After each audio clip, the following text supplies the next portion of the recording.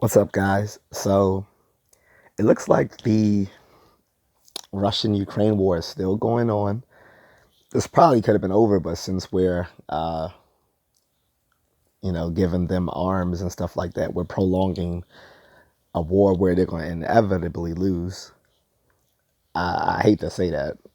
Well, not really, but they're going to lose. I mean, they're fighting a nuclear-backed country where the leader has said that he will use his nukes if people come to help. So what is the end game strategy here?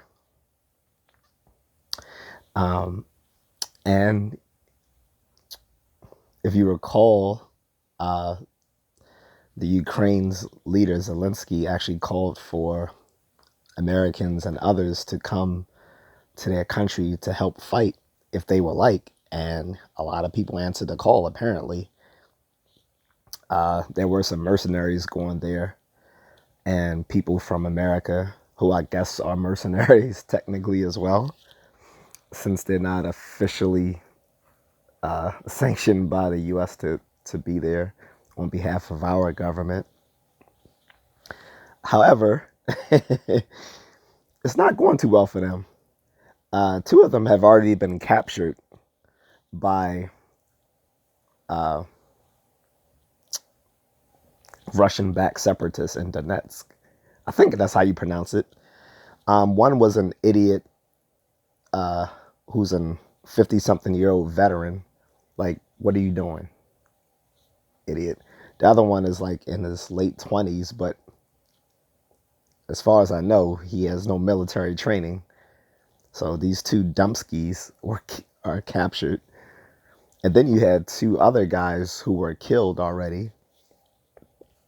I'm like, if you're an over the hill American man, why the fuck are you going over there?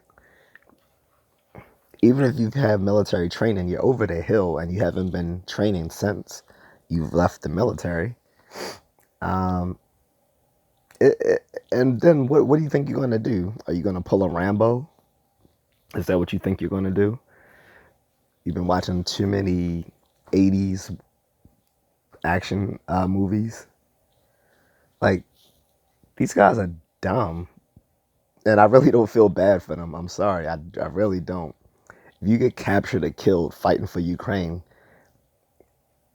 you're not a hero. You're stupid. You just, because a lot of them are family men. So you just made, you know, you've just made your wives widows and your kids without a father because you felt the urge to fight for the blonde-haired, blue-eyed victims of Ukraine, right? Because it certainly didn't appeal to you for all the other countries that are in a crisis right now, like places like in Palestine, Syria, and Ethiopia, and I can go on. No, the moral outrage didn't come out with these other countries, but it did for Ukraine, right? Because they look like us. And to be fair, one of the guys who was captured was Vietnamese. He wasn't white, but that just shows he's stupid. And both those two guys that were captured were from Alabama, so not too bright. So, oh well. That was just an update because that was one of the first things I talked about when I first started this channel. And I, thought I should give an update on that. That we basically got a bunch of dumbasses who volunteered to go fight for the Ukraine. And now they're getting killed and captured.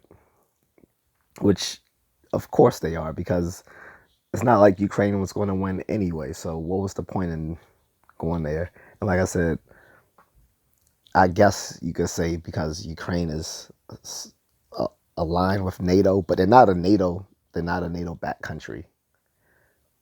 And they weren't even close to becoming a member. So we know why. Because like I said, you didn't feel that boiling in your blood for any of these other countries going through it right now. But no, we must fight for Ukraine. Okay, fight for Ukraine, die, get captured, and be a hostage for no reason. I'm just a contrarian.